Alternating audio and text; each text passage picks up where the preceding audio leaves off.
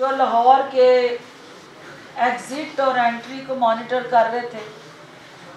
क्योंकि आपको पता है कि मेन लीडरशिप के लिए थ्रेट अलर्ट्स थी।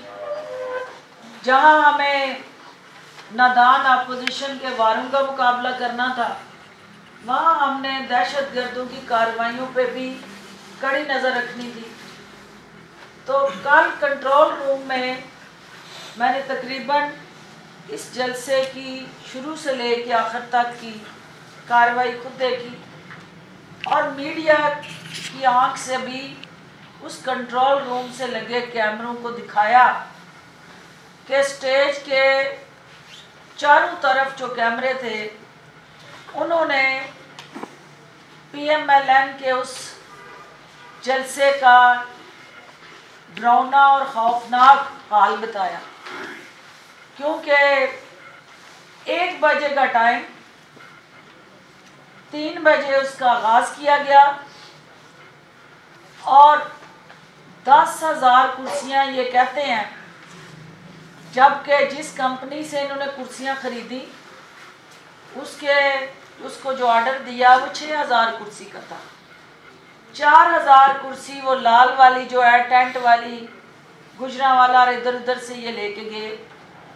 लाहौर से जहाँ से भी इन्होंने ली। तो वो कुर्सियाँ एंड में पब्लिक को उठा के ले जाते हुए भी आपने देखा। तो रास्ते में दिल पिशौरी करते वापस आए, तो क्योंकि किसी ने उनकी शक्ल उधर जलसागाह में ना देखी ना स्टेज पे देखी, तो मिला के अगर आप सारे पाकिस्तान के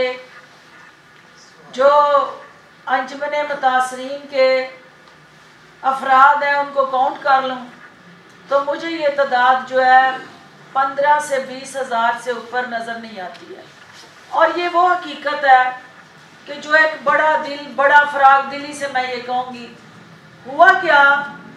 कि इनको था कि लाहौर चूँकि PML का गढ़ है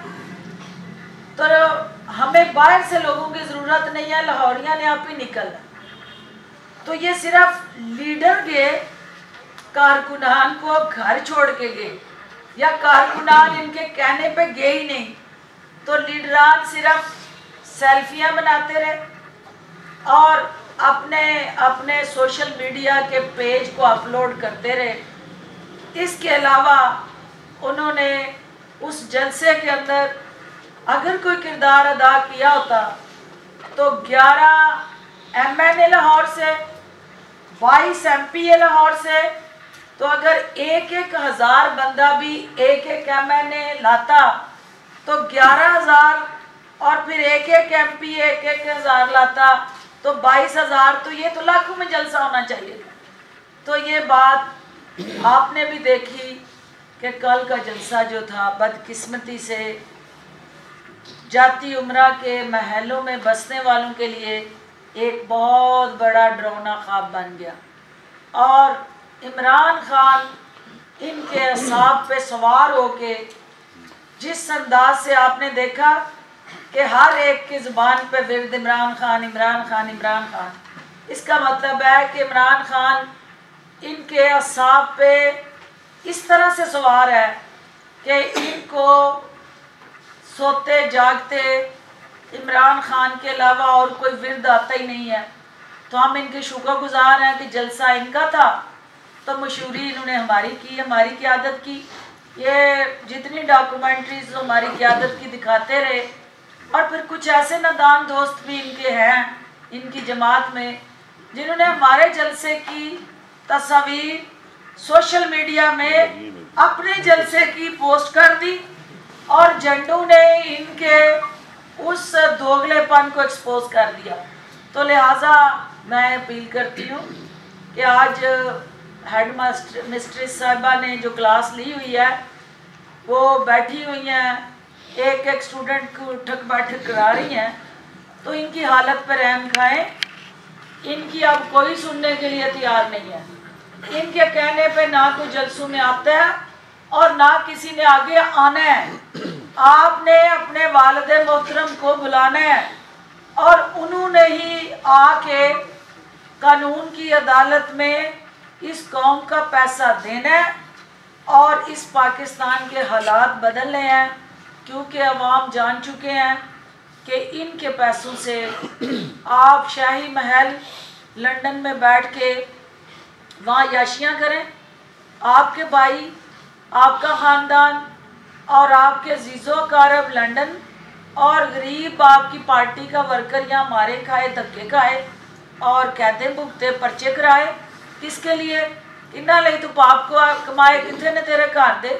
किसके लिए वो पाप कमाए जो खुद लंदन बैठे हुए हैं? तो लंदन वालों को वापस बुलाए, शायद आपके कारकुनान में कोई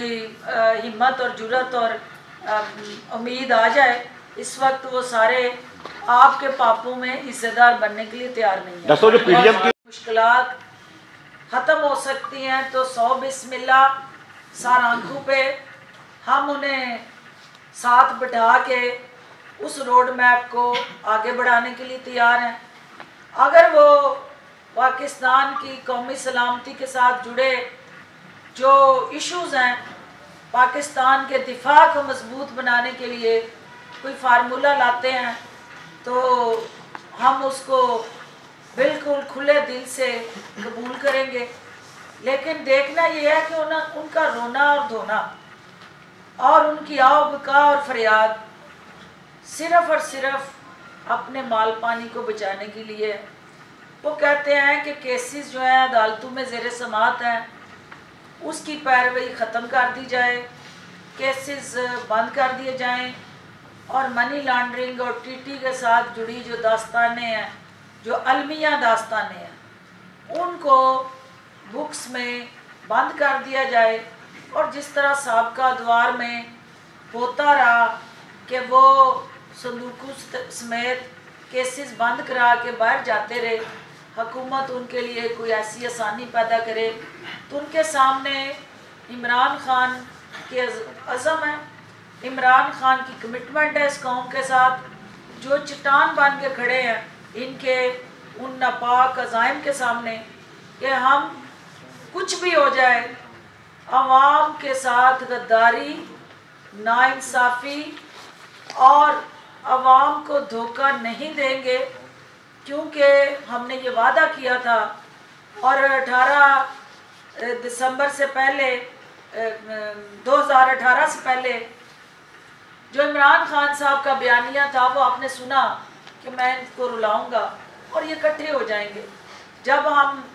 इनको कानून के कटहरे में लाएंगे तो ये इकट्ठे हो जाएंगे। अब ये सारे कोई अवाम की मोहब्बत या मुल्क की मोहब्बत में इकट्ठे नहीं हुए हुए, ये अपने अपने ख़जानों को बचाने के लिए तगोदो और हाथ पांव मार रहे हैं और अवाम के मफाद में ये नहीं आएंगे। ये कहते हैं कि हमें अंडर द टेबल हमारे साथ डील करो और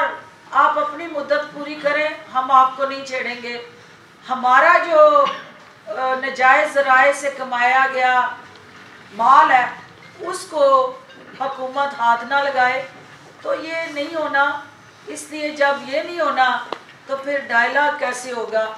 फिर ये डायलॉग जो है वो ज़ात के फ़ायदे के लिए नहीं होगा, काज के लिए अगर वो चाहते हैं तो बिस्मिल्लाह।